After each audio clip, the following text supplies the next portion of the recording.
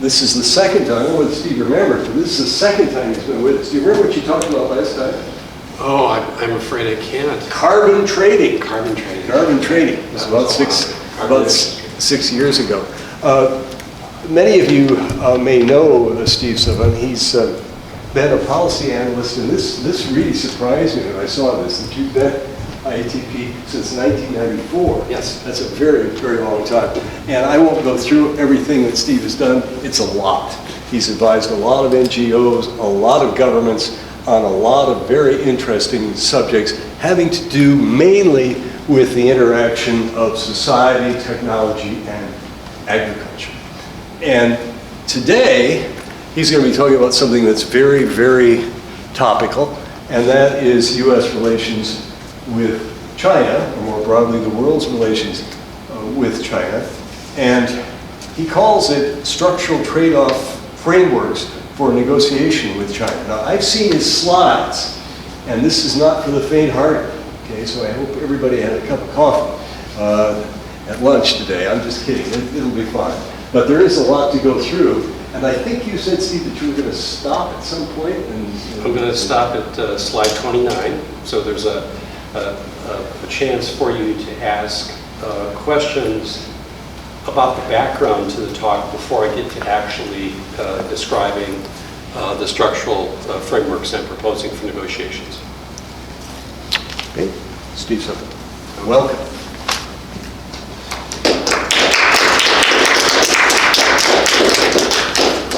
Well, first, I'd like to thank you all for coming on a day when there's a lot of policy competition here at the Humphrey School for Public Affairs. I'd like to thank Professor Kudely and the Freeman Center for International Economic Policy. First, I want to talk a little bit about Orville Freeman in his capacity as Secretary of Agriculture during the Kennedy and Johnson administrations. My mentor, Rod Leonard, to whom I am dedicating this lecture, was a staffer for Secretary Freeman, as well as when Orville Freeman was governor of Minnesota. And one of the signal contributions of both Governor Freeman and Secretary Freeman was the computerization of government services and the heavy use of data informing USDA policy. One of the biggest controversies during his time in the Kennedy administration was an attempt to bring supply management into the Farm Bill and to treat agriculture as a public utility. Unfortunately, this effort failed, but the USDA's chief economist, Willard Cochran, a professor at the University of Minnesota, called the curse of American agricultural abundance is still with us and remains unresolved because we do not have a supply management system unlike for any other industrial sector. And you don't appreciate what you have until you lose it. Under the current Secretary for Agriculture, they are dismantling all manner of databases, including those, for example, for the Supplementary Nutrition Assistance Program, and despite the fact that the USDA is a principal statistical agency of the US government. So now to get to the lecture proper, just a quick overview. We'll talk a little bit about what IATP has done regarding Chinese food and agriculture. We'll talk a little bit about the US demands made of China in the bilateral negotiation. Talk about some of the commitments made in the so-called Phase 1 2-year agreement signed on January 15th. Talk about some of the implementation challenges for the Phase 1 agreement. And then talk about 3 negotiations frameworks for trade-offs that are related to but are sort of outside what is currently being discussed in the Phase 2 negotiations, which haven't actually formally begun yet. In trade negotiations, in order to agree on something, you have to first agree on what you're going to talk about. And so you set up a framework for trade-offs. Pascal Lamy, when he was the director of the World Trade Organization, said that trade policy is not about morality, it's about trade-offs, but you have to have a framework for trade-offs, and that's what we're going to discuss today. I found it difficult to include the fourth framework that I was thinking about concerning intellectual property and cybersecurity, just because of the complexity of what you are now about to hear. And then finally, we'll talk about the priorities and feasibility of these frameworks and these trade-offs.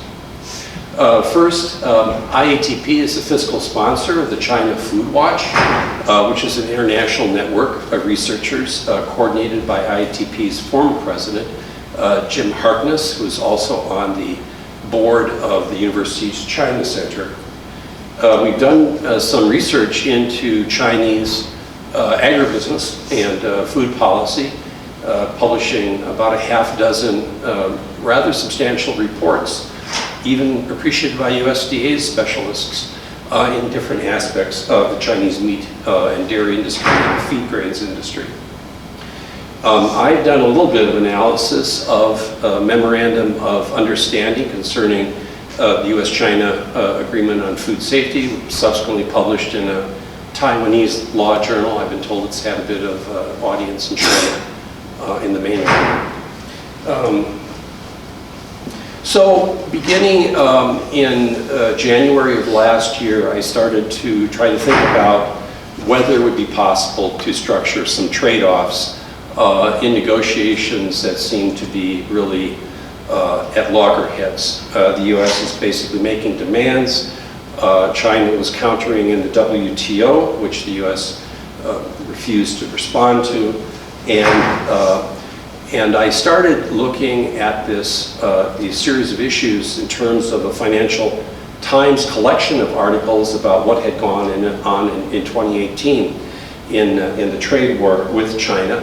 The Financial Times characterized the demands of the Trump administration as impossible in essentially requiring Chinese government regime change. Somehow the Financial Times got a hold of the May 2018 proposal for what the US government called a Memorandum of Understanding. You can see there in yellow, the current text is not a proposed international trade agreement and remains subject to ongoing review, even though all the aspects of the text that resulted are certainly an international trade agreement. But this is an attempt by the US Trade Representative to avoid any consultation with Congress about the objectives or the negotiations of this agreement. So these are some of the main US demands in that initial proposal. China must order its companies to buy $200 billion of US goods by the end, well, now by the end of 2021. China ends all industrial subsidies and other support for made in China 2025 industries. China guarantees enforcement of US intellectual property and trade secrets with criminal penalties.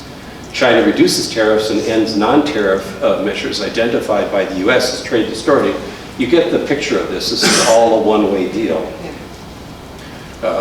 China abandons all counter-retaliatory tariffs and WTO-related tariff disputes. So essentially, China must abrogate its rights under the WTO. And last but not least, China must allow US financial service firms to buy controlling interest in Chinese financial service firms. And from my point of view, this is perhaps the most consequential of the demands, because whoever controls the financial system not only controls the trade system, but has heavy influence over the government. So on January 15th, the Vice Premier of China and President Trump signed this Phase 1 commitment published on the US Trade Representative website. Oops, I'm going to back up. The only commitment that the United States is that it affirms it provides equal treatment for all non-tariff related measures. This doesn't appear to be much of a concession, but basically it allows China to test to see whether equivalent treatment is indeed provided in US law and US practice. And right now, as you know, the state of US law is quite perilous. We're having a Department of Justice that's being used as a political weapon, and so the ability of China to criticize U.S. trade measures and investment measures is likely to increase. However, China apparently agrees to criminal, not civil penalties for trade secret violations. It agrees to patent extensions. This is a rather remarkable concession if it's carried out, because U.S. is notorious for extending patents which confer a monopoly market, despite the fact that there's no increased innovation, there's no increased workability. You simply get a 28-year extension because you ask for it. In the patent law lingo, this is called evergreening, and patent scholars call it part of the patent pathology, where we have an increasing intensity of patents for no corresponding innovation. Pharmaceuticals would be an example of this.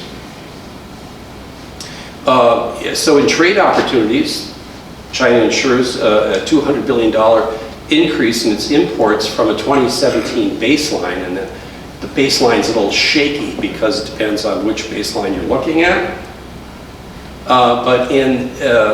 This also includes a $32 billion increase in agricultural imports from the United States by December of 2021 from, if you believe the USDA baseline, the $20 billion export baseline, or a $24 billion baseline according to the Commerce Department. In other words, this means that there will be a total of $72 to $80 billion of U.S. ag exports going to China, not the $100 billion that President Trump proclaimed, but nevertheless a 52 to 60% increase regardless of demand in China. A lot of agricultural economists doubt that this can be achieved. There's been a huge amount of criticism in Washington about this agreement because it's only a 2-year deal, not anything that is structurally sustainable. China agrees to the U.S. non-risk assessment for agricultural biotechnology products. Probably it's not known, but the U.S. government does not do risk assessment of genetically edited or genetically engineered products. It instead reviews data and studies provided by the product applicant, and it writes letters that pretty much textually say, we understand that you believe these products to conform with U.S. law. And that's it. I've given a lot of lectures on this over the years. So China agrees to treat U.S. financial service firms in a non-discriminatory manner. This language of non-discrimination is taken from human rights, which is rather extraordinary since trade is about contracts and not about human rights. And it is going to remove the foreign equity cap to enable U.S. control of Chinese firms. And when you consider that just a decade ago, U.S. financial firms brought the global economy to its knees, this is a remarkable concession, to say the least. It's going to be difficult to evaluate this agreement because not all of the details will be published. I don't know if you can see that light blue subtitle out there, but it says some, here, I think I'm going to have to increase my screen size. So some details will not be published because of fears of market manipulation. In other words, the U.S. trade agreement, U.S. trade representative is all but conceding that this agreement will be trade distortionary in a WTO sense of the term. The tariff relief provided as a result of this agreement is very minor, and so the question becomes, why did China agree to some of the U.S. demands? And this raises the issue of whether these commitments are feasible or whether they're enforceable, and whether a Phase 2 agreement built off of such a Phase 1 agreement is feasible.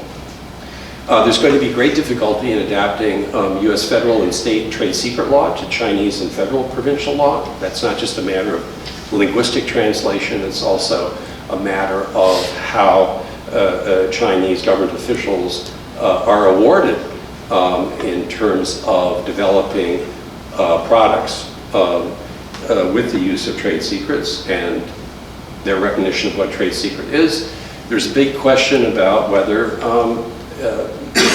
China will extend patents without any innovation or any benefits. There could be explained to the Chinese public. A very big impediment to realization of this agreement is that the import quotas for agricultural and industrial goods violate the WTO most favored nation rule, which requires that any member of the WTO extend tariff and tariff import quota benefits equally to all WTO members. Here, there's a clear violation of these rules in order to achieve the Phase 1 agreements.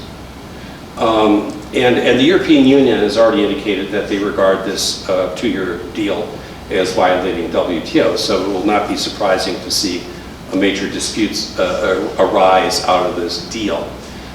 China wants to globalize its ag, biotech, and pesticide industry.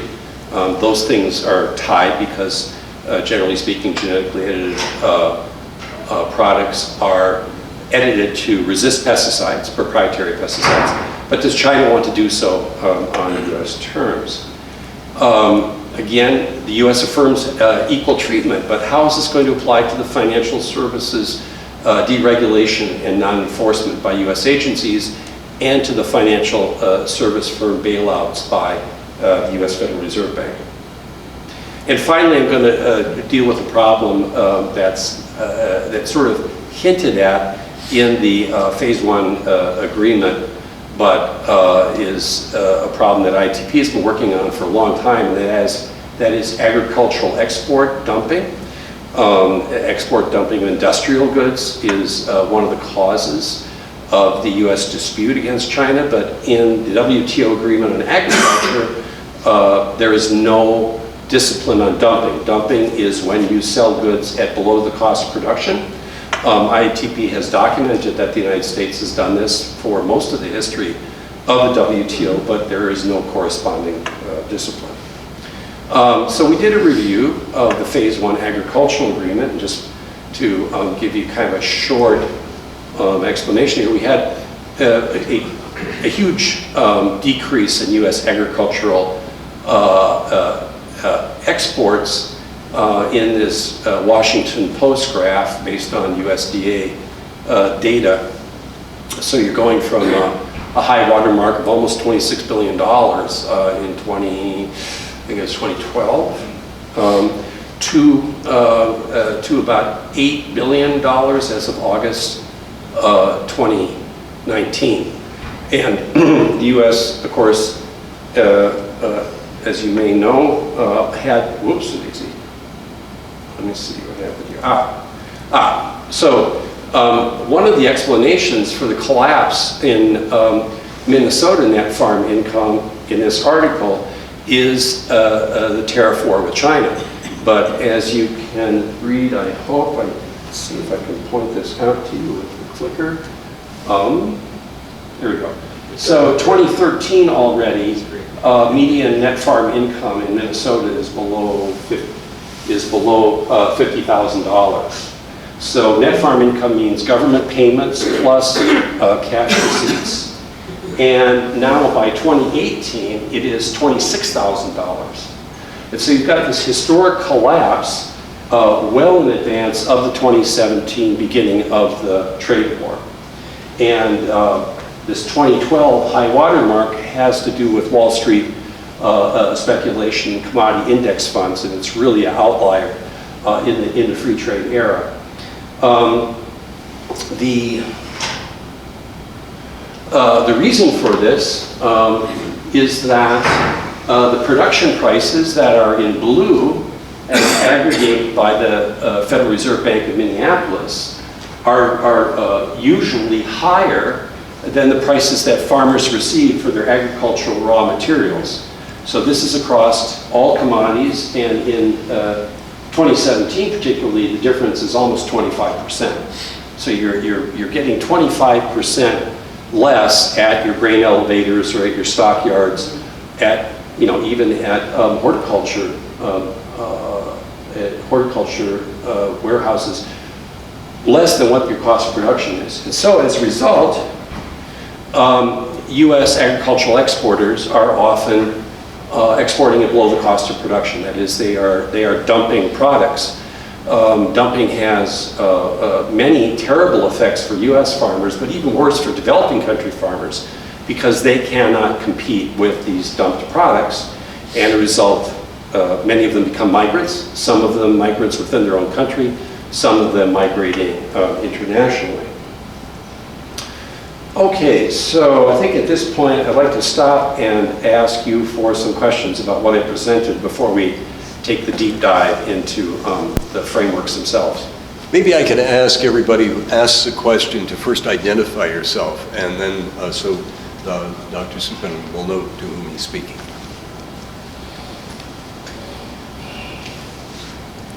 I'm happy to explain any slide too, because I know I've gone over a lot of material fairly quickly, but I thought I needed to provide this background to explain the background to the frameworks. Go ahead. Yeah. I'm Thomas Leopold, farmer from Jackson County, Minnesota. Also a student here at Humphrey.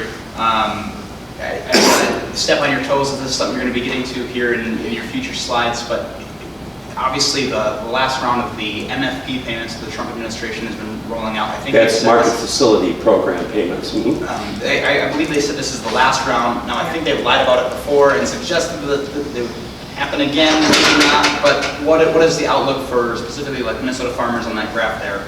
Without those MFP payments, the market facilitation program, what is the outlook? So let's go back to that. So the program payments for what the USDA calls the trade mitigation program, not just the market facilitation program payment to farmer entities, which can include agricultural lenders. Those payments come from the Commodity Credit Corporation. The Trump administration has arguably violated the charter. That's not the purpose of the Commodity Credit Corporation. But in any event, now it's tapped out. There's no more money in it. And now the Trump administration would have to go back to Congress and get the Treasury to put another $33 billion into it. But right now, there's no more money. So whatever rhetorical claims are made about helping the patriotic farmers, there's no money with which to do it.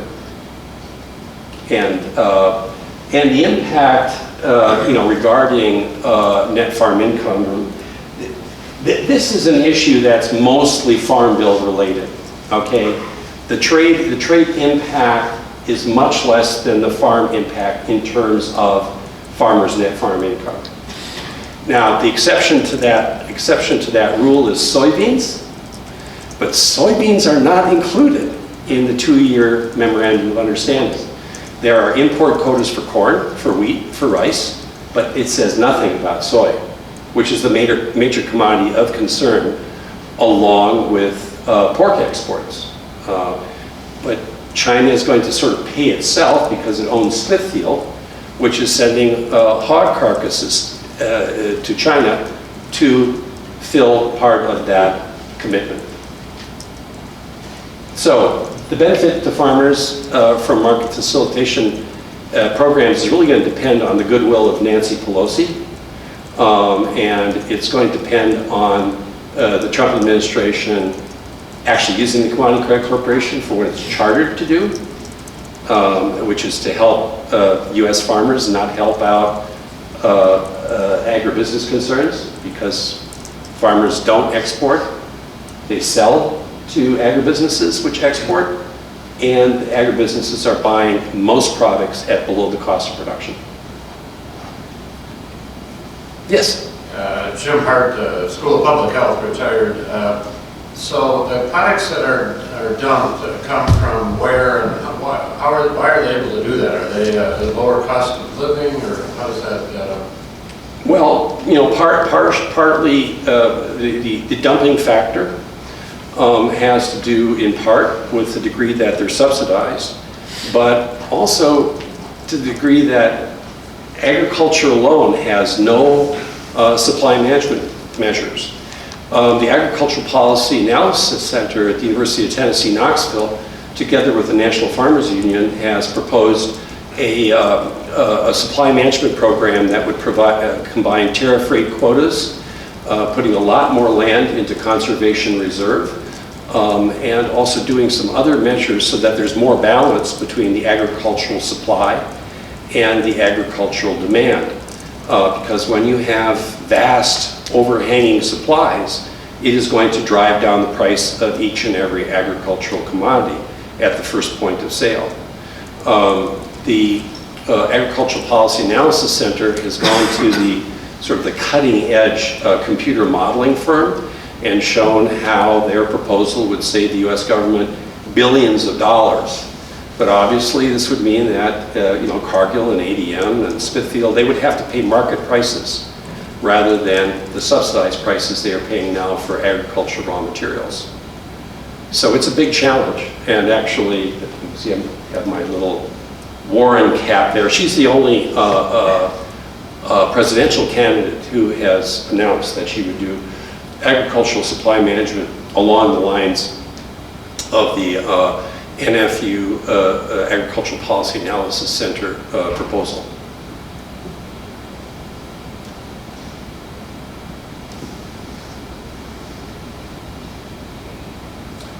More questions? This probably sounds a little bleak. The negotiations frameworks are a little more hopeful. They're speculative. They require really a post-Trump US administration to implement. But I think within even the conventional bounds of trade policy, to say nothing of the climate crisis that we face, there is some reason to believe that they could be negotiated. Yes? Lee Munich, Humphrey School. So with this big drop because of the Chinese not purchasing, is that due to the tariffs, or is it a combination of tariffs and Chinese policy not to buy the I would say it's a combination. I think China has decided to diversify its import sources, especially for soybeans, but for other agricultural commodities. It's doing this, I think, partially as a strategic maneuver, but also partially because, for example, US soybeans have very low protein content, and they don't meet the Chinese agribusiness requirements. And the reason they have a low protein content is because as we have more and more carbon dioxide in the air, the protein content of all agricultural commodities is starting to drop, and that's well researched.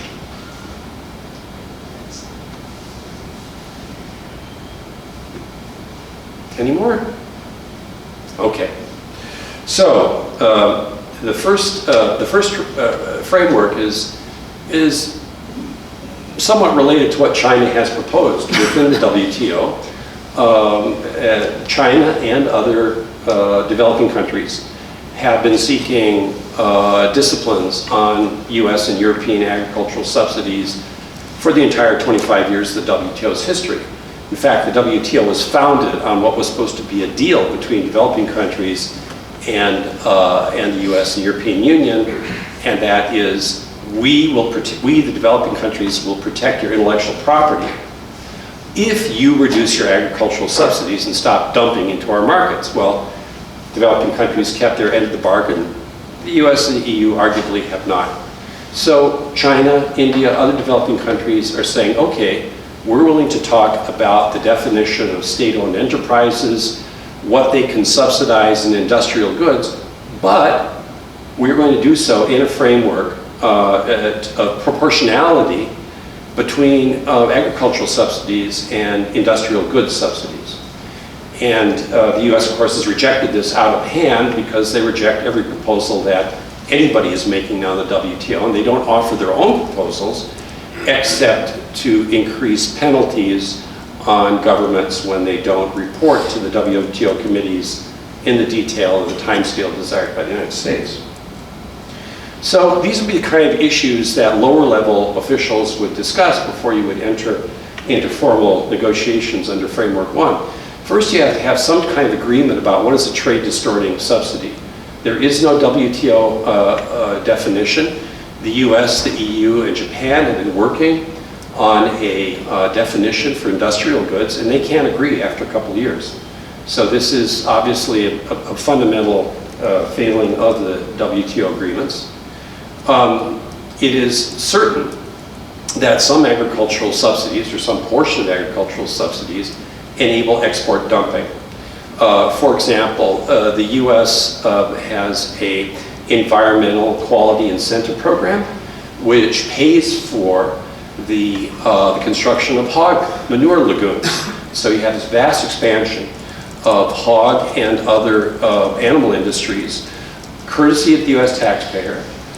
Part of that production would definitely not be possible, certainly not possible to export without that very high degree of subsidy. And I'm not even talking about the damage caused by methane to the climate. Why doesn't the WTO have a discipline against agricultural dumping when it has a discipline against industrial goods dumping? Well, you have major agribusiness exporters, Cargill, ADM, Bunge, Dreyfus, all the meat companies operate from various countries. And it's in their interest to try to get their raw materials for as low a price as possible. And apparently there are governments that are willing to support them in doing this because they use food as a diplomatic weapon. Big debate about what is a state-owned enterprise versus, well, there's not even debate about what is a state-assisted enterprise, but in any event, there's no empirical test. It's simply a matter of legal definitions where the U.S. says, well, China is not market-based, it's unfairly trading, and so on and so forth. But the United States, for example, provides $30 billion to the nanotechnology industry. The U.S. nanotechnology industry would not exist without U.S. government support for research, for commercialization assistance, for even prototype product manufacture for all the startups who can't afford their own production facilities. So these would be issues that you would discuss in a pre-negotiation stage. The WTO authorizes anti-dumping tariffs, especially in industrial goods, but the United States prefers to unilaterally issue tariffs without any WTO decisions, and indeed, in the case of the Trump administration, without publishing the legally required studies that are used to demonstrate they are justified economically in leveling these tariffs being, of course, taxes on imports. And then there's going to be a huge debate, there is a huge debate right now, over special and differential treatment for developing countries. And right now, the WTO, developing countries can self-designate. So the United States is saying, well, China, Brazil, India must end this self-designation.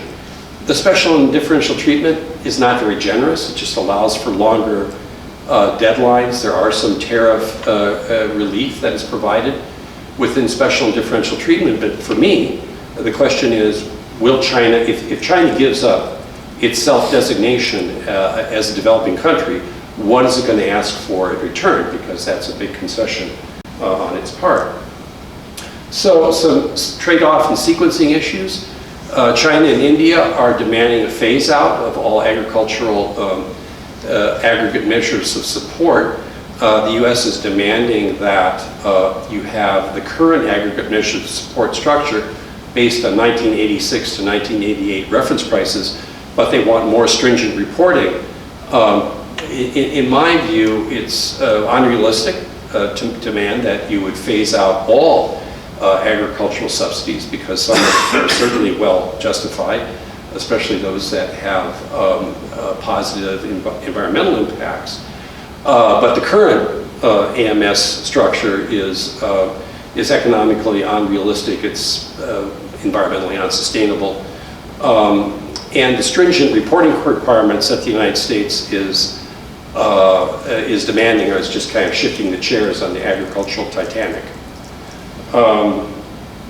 Then I would introduce, within this framework, are we going to allow climate mitigation adaptation subsidies?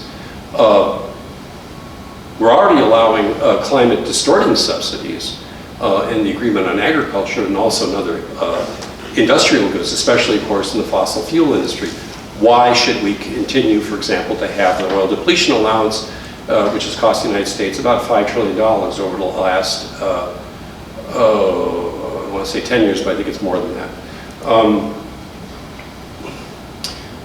You have to define trade distortion for all WTO agreements, because the current lack of a definition basically creates a gigantic litigation pit. And while trade lawyers love that, countries should not. There has to be a quantitative analysis to compare the loans, the subsidies, the regulatory relief, the research and development assistance, et cetera, before you define legally state-owned enterprises versus state-assisted enterprises. You have to have some metrics for dumping under those rubrics, and you have to have a trade distortion definition that can be empirically tested and publicly published. You're going to have an agreement about special and differential treatment designation and benefits. The U.S. is demanding these notifications, very strict with penalties, including suspension from the WTO. That's not going to happen. And the question is, in what sequence are you going to have negotiations? Are they going to be subsequent to or anterior to agreements about subsidies, dumping, and what state-owned enterprises and state-assisted enterprises can do? The second negotiations framework concerns trade investment-related climate impacts. Right now, there are no binding environmental measures in any trade agreement. There is a climate change exacerbating new NAFTA. There were 10 votes in the Senate against the new North American Free Trade Agreement, and about 40 in the House of Representatives. Most of those were on the basis of failure to deal with climate change in any way whatsoever. In fact, Senator Markey said this locks in the climate crisis for another 25 years. Hopefully he's exaggerating.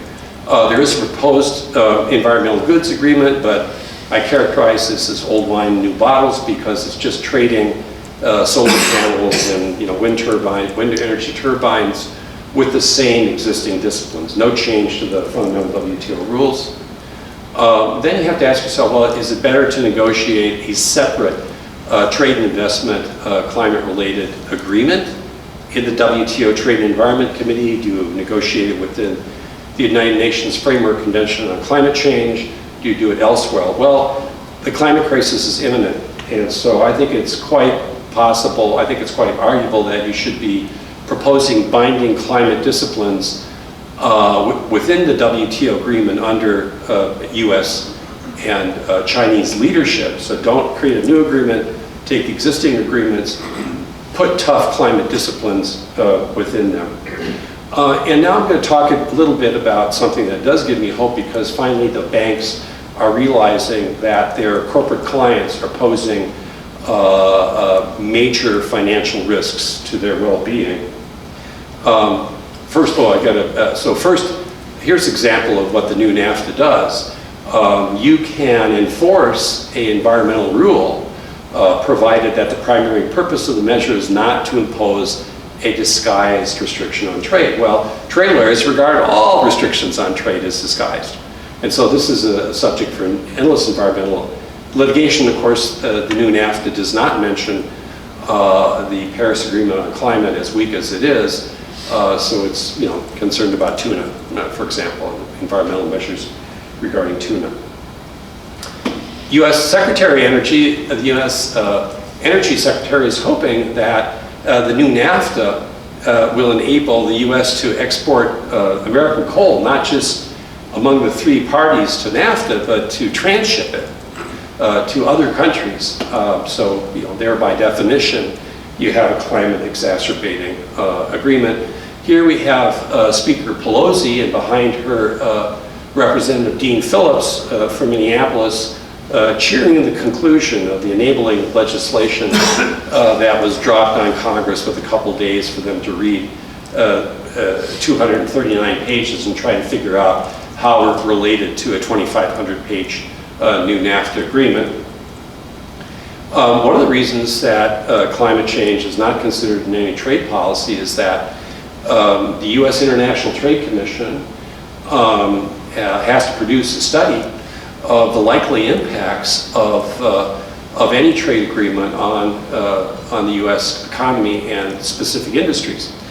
And despite our attempts, both in writing and in interviews with U.S. International Trade Commission economists, they refuse to consider climate change impacts because that's not something the Trump administration wants to talk about. And nevertheless, we have this terrible situation in which chief executive officers at the World Economic Forum in Davos in January did not consider climate change to be among their top 10 risks. It was ranked as number 11. Number 1 was regulation. Regulation poses a greater risk as far as they were concerned. However, investors, these corporations, are not very happy. And in the Climate Disclosure Project, they sent out 6,500 very detailed surveys to the world's largest companies. 3,500 reported. The reporting was partially quantitative, was partially illustrative. What does this specific corporation do to make itself climate resilient in its supply chains, in its headquarters operations? And the Climate Disclosure Project took a look at the plans and said, well, only 3% of these are climate resilient. That means that if the division of widgets says, hey, these climate measures are impacting my return on investment, then the CEO caves in and says, okay, forget about climate, we want to produce more widgets. As a result, a group of 88 investors, investing institutions, managing $10 trillion of wealth, are targeting 700 companies for disinvestment, for not reporting anything to this Climate Disclosure Project. And the number is only going to get bigger because the risks are getting bigger. Climate change could definitely cause the next financial meltdown because it essentially burns up the underlying assets of financial instruments, including, for example, municipal bonds. If you are leasing out a bond, or you're trying to sell a bond for an infrastructure that's just going to get blown away by climate change, the price for that bond is just going to collapse. You're not going to have any buyers. And it goes on and on like that for other financial instruments. This is a climate-related financial risk topology. You have on the left there, I guess you can't see that very well, physical risks, which includes the destruction of assets, the loss of their value for the purpose of investment. You have migration resulting. You've got an increase in energy prices, dislocation. And then this all feeds into the blue financial system at the bottom. And what you have is essentially kind of a really vicious feedback loop in which financial markets and financial instruments are trying to protect themselves while the economy is collapsing. And so here's some options to consider. Do you leave the WTO rules in place but allow a climate waiver for specific rules? Do you just say, okay, this rule doesn't apply any longer because of climate change impacts? Or do you attach binding rules to basically the entire system of WTO rules and leave no section untouched? Do you require WTO member reporting of their trade-related climate risk and with penalties for non-reporting? The special and differential treatment, you provide certain waivers for developing countries and aid for them to meet their climate mitigation adaptation challenges, because right now developed countries are not providing anything, hardly anything to developing countries. And the US Defense Department is scared out of its mind because they're looking at climate change being the #1 factor now in driving migration. When you have the positive feedback loops of climate change destroying crops to such an extent that people must migrate, Trump administration is just basically relying on a military solution to migration. And then there's a question of, so the US and China are the leading emitters as countries. If they agree on some binding multilateral measures, they present a paper, it's going to have a lot of influence on other countries. So this is what a post-Trump administration could propose. You require all your publicly held and privately held firms and their subsidiaries to report their climate-related financial trade and investment risk. You could do so according to that International Monetary Fund topology or some other topology that you agree on. You require all firms to publish and implement and enforce their climate-related risk, or be subject to penalties, or alternatively be subject to incentives for good behavior. For example, access to preferential loans from federally guaranteed banks. You could have China and the United States create a fund to value and buy out the stranded assets of fossil fuel companies. Fossil fuel companies are always making grandiose estimates of what their stranded assets, their potential, the value of oil and gas is, but nobody is evaluating whether those estimations have any real reality in them. And then you could agree on terms of schedule for ending subsidies and deregulatory support for fossil fuel firms. These firms really wouldn't exist without government backing, everything from military interventions to subsidies to what they call regulatory relief in Washington. Third and last framework that I'm going to discuss are the trade-related financial regulations. WTO Financial Services, in fact, all services in WTO, all you have are demands for market access, and there's no corresponding obligation to regulate these services. So there's no attempt to do cross-border regulation for the financial services whose market access you are demanding. As a result of the collapse of the global economy following the Wall Street bankruptcies from 2007 to 2009, the group of 20 industrialized countries created a Financial Stability Board. And what the Financial Stability Board did is a series of really tremendous studies and recommendations to its 30 country members, including China, including the United States, for what central banks and ministries, financial ministries, should do to regulate especially their global banks. But there's a huge competing pressure to deregulate. And one of the examples of this deregulation is the Financial Services Annex to the Trade and Financial Services Agreement, which is under negotiation. So you've got, on the one hand, the Financial Stability Board trying to provide safety and soundness to the global financial system on which we depend, and you have trade negotiators undermining that stability. Whoops, daisy. There we go.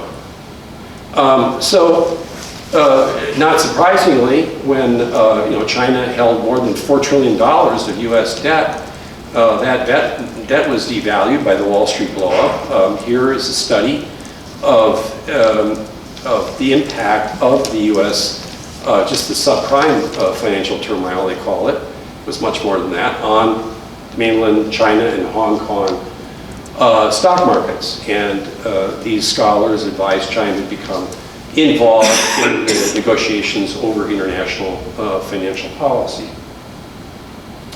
The United States, when China's stock market collapsed and the government came in to rescue it, it questioned China's commitment to financial regulatory reform. Chinese officials must have been laughing out loud because this report came from a commission headed by the Treasury Secretary Hank Paulson, who, when he was the chief executive of Goldman Sachs, was a proponent of the deregulation that caused the U.S. market collapse, which then cascaded through the various subsidiaries to the rest of the world.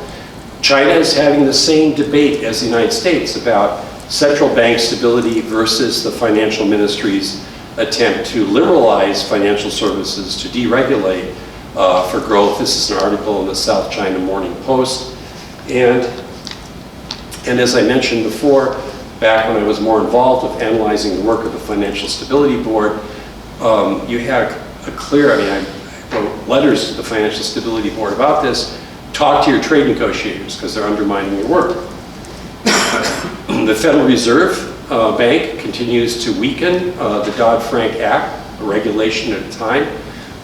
This particular one is to allow Wall Street to gamble with money that is federally guaranteed by the Federal Deposit Insurance Corporation, but there are many other deregulatory moves.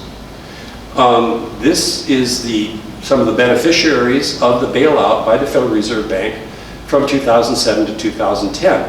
A total of $19.5 trillion, that's trillion with a T, going to either Wall Street banks or foreign banks with major U.S. subsidiaries and banking exposure. So at the very top there is Citigroup, which received about $2.6 trillion in relief. And this $19.5 trillion figure doesn't include $10 trillion that the U.S. Federal Reserve loaned to central banks, especially European central banks, so they could rescue other financial service firms that were also bankrupt from the deregulation of the past decade, that is the first decade of our millennium. The cost of the crisis to the U.S. alone is estimated over $20 trillion. This part of the economy, the real economy, was not bailed out the way that Wall Street was. And right now we have a current, this is an article from the New York Times in late January, another cross-border regulatory evasion products that are designed in New York that are traded in London or in other foreign exchanges to escape U.S. regulation. In this particular case, you have stock traders who are creating instruments that have built financial treasuries of governments out of $60 billion. And now Europe wants justice. This is just a little sample of subsidiaries. So Goldman Sachs, by far from being the largest bank, hundreds of subsidiaries through which they can trade financial products to avoid cross-border regulation. So some issues to discuss. You have academic theory, the debate between regulation for financial stability or deregulation or self-regulation to maximize efficient capital allocation. This is a somewhat sterile debate insofar as Wall Street has prospered very well under the Dodd-Frank rules, record amounts of profit this year, and yet they want more. They just keep coming back for more deregulation and industry self-regulation. You have this terrible principle of non-discrimination to increase liberalization, but there's no regulatory performance requirements for financial service suppliers. And so if you've got a really bad actor convicted in court, they can still demand market access to China or to anywhere else. One possibility is to have a financial stability board like trade-related financial services audits, so we can see what these systematically important firms are really doing before they cave in the global economy. You could have preferential market access for green finance for performing firms, because right now there is no regulatory performance, much less environmental performance required of our major banks. A couple of trade-offs. You just condition market access on robust cross-border regulation. For example, all firms have consolidated audit trails across all their subsidiaries. If you don't have a consolidated audit trail, you can't pay out dividends, you can't calculate your profits, you can't pay out bonuses to executives. So there's no reason why you cannot use this consolidated audit trail for regulatory purposes. And you provide market access penalties for financial firms that are credibly charged with or convicted of cross-border financial crime. For example, Citigroup, Deutsche Bank are major convicted money launderers for drug dealers, for the Russian mafia. Why should they continue to have unfettered market access?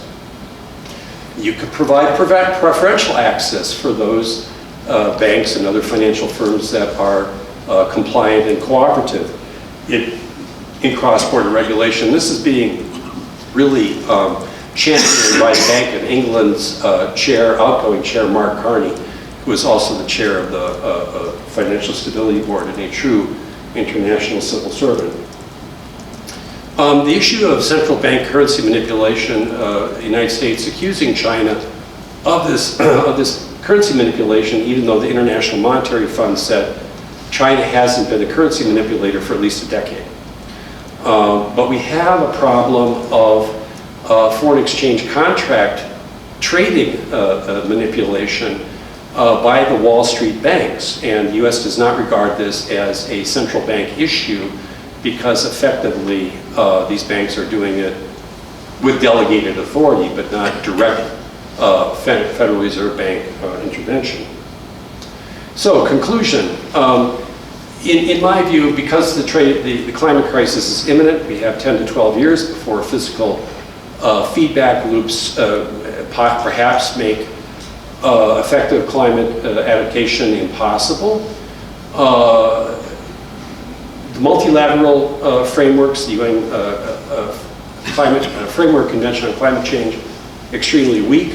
Would bilateral negotiations, for example, between China and the US be more feasible since they have so many assets to lose? I mean, last week they announced that an iceberg the size of the District of Columbia had broken off, and it could raise the sea level by itself 4 feet, which would create huge storm surges in the event of hurricanes.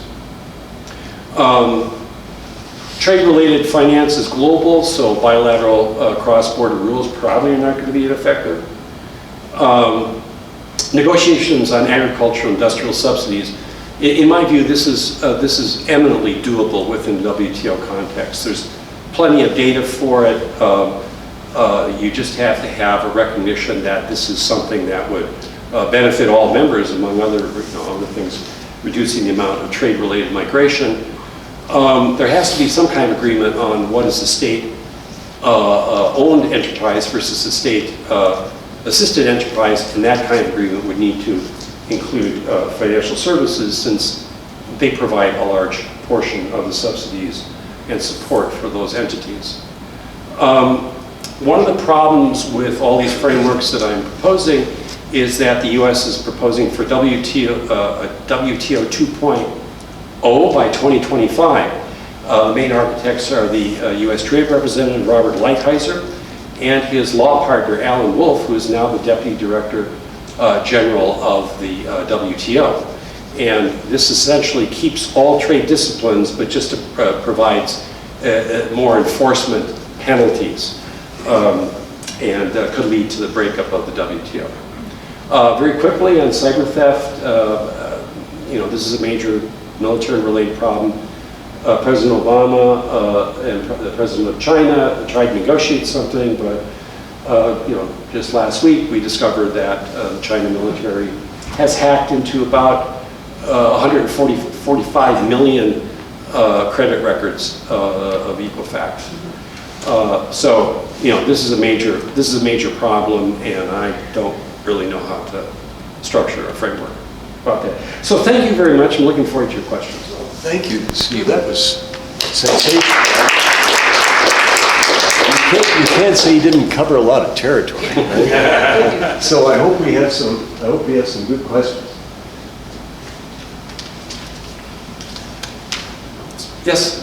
How are the Chinese, I know this is probably impossible for you to answer, but from your point of view, how are they reacting to the stonewalling, the short and long term?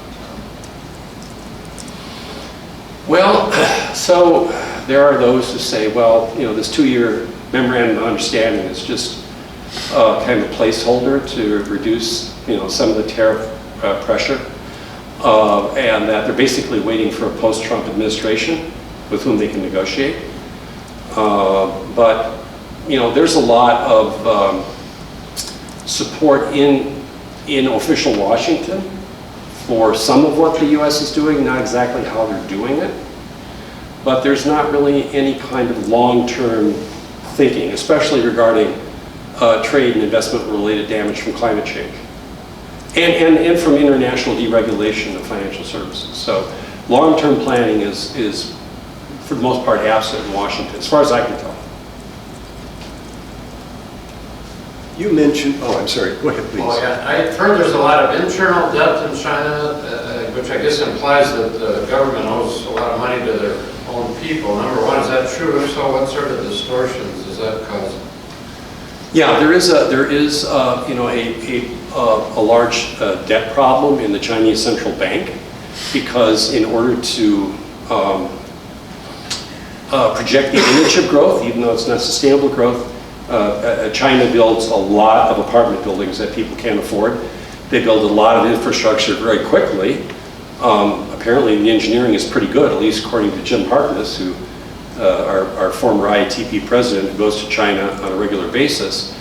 But yeah, China is a heavily indebted country, and I think it's arguable to say that the centralization of power by President Xi Jinping has made it more difficult for China to incorporate criticism about its financial stability. And so that was part of that debate that I was showing you. You're always going to have a finance ministry that's going to say, let's deregulate, let's do this so that we can show our people that we are growing, even if that growth is cancerous to sustainability. That's a very good question. I've got to have a climate change question here from somebody, especially young people, because my generation is really, really messed up. I think you're on record as being against it. Right? I'll stipulate to that. One of the things that I think is hard, Stephen, to talk like this, because you covered an amazing amount of territory and very clearly, is there is a conflation of the normative and the descriptive with more or less analysis along the way. You say, for example, the Financial Stability Board doesn't have binding rules, but that raises the whole issue of feasibility. What would it mean for the Financial Stability Board to have binding rules? What would happen to you? Well, I think, so they have recommendations, and there's a certain power to those recommendations when they point out bad actors. But, there is on this one hand a call on the deregulatory, for the supporters of deregulation to have deference to foreign jurisdictions. But you have to have some kind of binding rule when you have such a huge amount of cross-border regulatory evasion. And that article that I showed from the New York Times is just one of many. And so I think there's an issue of self-survival that the banks have to realize that they can't go back to that party, because the next time the Federal Reserve may not be in a position to rescue them. They've already bailed them out once on a massive scale, but when the Federal Reserve creates credit, that credit has to go somewhere. Right now it's just circulating through speculative instruments in the financial system, because if it were actually to go to the production of goods and services, there would definitely be an inflationary spiral. I don't know about that, but the fact is that the Financial Stability Board, in my understanding, has a lot of support from the central banks. And I guess what I want to know is, what does it mean in a world of sovereign states for the Financial Stability Board to have binding restrictions beyond what's mutually agreed? Well, I mean, the mutual agreements, of course, are kind of lowest common denominator agreements. I mean, one of the agreements, and this is really more the Bank for International Settlements. Right, but that's exactly it, and they increased reserve requirements very considerably. Yes, they have increased reserve requirements, but they've decreased the quality of the capital that's held in reserve. So, for right now, the Federal Reserve Bank allows you to hold venture capital and junk bonds as capital in reserve, which is which is completely contrary to the spirit of the G20 agreements. And then the question becomes, well, if the Federal Reserve Bank, which rescued the rest of the banks, is on this deregulatory spiral, how do other banks stop it? The one way they can stop it is other countries can just refuse to buy treasury bonds. They can say, we no longer regard the United States as a haven of financial safety. Okay. So it's your view that the Financial Stability Board has not improved the overall stability of the world financial system? Despite, they've done some very good work. When we have a leadership of government that are denying that climate change is a problem, what's the incentive for some sort of resolution, which would involve the U.S. in a significant way? But is it going to come from the business community, or is it going to come from liberal activists? Where does it come from? Well, I think for the business community, the problem is if one company is the first mover on climate change, a really major one, it's hard for them not to suffer financial retaliation in the stock market. Therefore, like Cargill, Cargill is relatively advanced as a climate change actor, and it could be so because it's a private company. So Wall Street can't tell it what to do. Certainly, small and medium enterprises see, climate change mitigation in terms of. But what about businesses advocating the governmental solution? Well, you see that done with some hesitancy because they're afraid of losing political support for other things they want, frankly, from the Republican Party. But Politico reported a summit of the biggest agribusiness firms where Sonny Perdue, the Secretary of Agriculture, would not mention the words climate change. But all of these agribusinesses were watching their assets just get hammered by waves and waves and waves of extreme weather events. And so they're going to come to the U.S. government for financial bailout. And the government's going to have to say, well, we can't do this indefinitely. So you are going to have to take legal liability for the damages that you are doing nothing to prevent. I do think within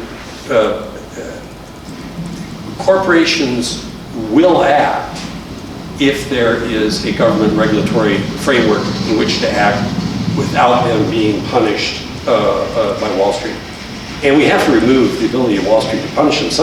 Some companies have simply refused to report their quarterly earnings or anything because, quite frankly, some Harvard MBA who doesn't know a damn thing about agriculture is determining the future of agriculture, and that's absolutely insane.